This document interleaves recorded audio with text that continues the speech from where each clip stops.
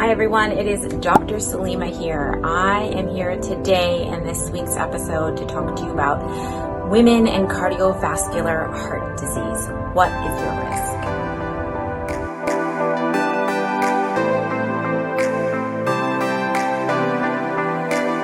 All right, so earlier this week we celebrated International Women's Day.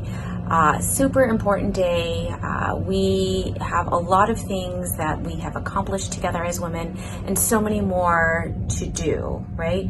But in order for us to do that, we need to be here, okay? So I'm wearing red to part of the Go Red movement, which I know took place in February, but it's something that is not to be forgotten. Cardiovascular disease is the #1 killer in women.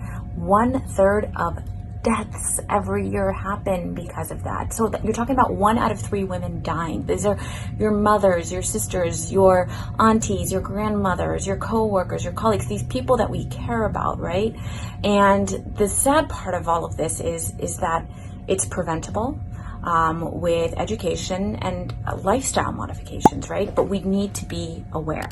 And so that's why knowledge is power. I'm going to quickly share a little bit on my personal history. My mom had a massive heart attack in my 3rd year of medical school. She ended up having an emergency open heart surgery, which saved her life. I was flying from New York over to LA as I got the call that she's not going to wait for you. We have to take her now and get her into the operating room or she will die. And I remember taking that flight and remember thinking, my mom doesn't have diabetes. She doesn't have high blood pressure. She walks all the time. She's only 50 years old. Why is this happening? Now imagine getting on that flight and not knowing when you land if your mom is going to be alive or not. And so obviously, for those of you who know me, she is in her 70s and alive thanks to modern day medicine and surgery and medications. But one thing that was really important is, her genetic susceptibility, right? She has actually lost 4 siblings now and early on in their lives due to heart attacks.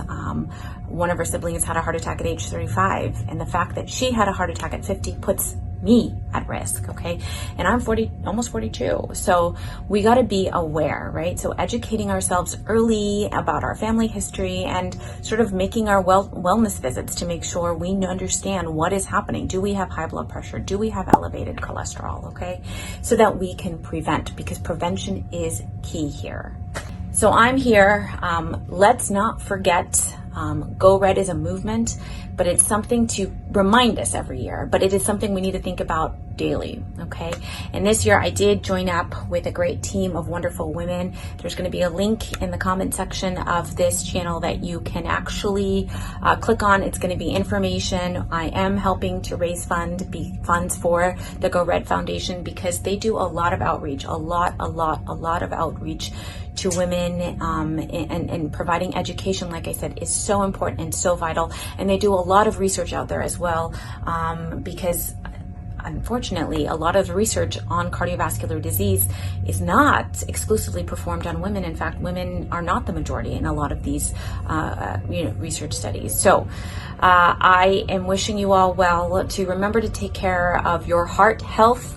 And I will see you next week where I will be chatting about heart disease in Indians, specifically the Gujarati population, because I'm Gujarati, and there's a lot of things to consider there, because heart disease is on the rise. It's been on the rise, and we need to really figure out what is happening.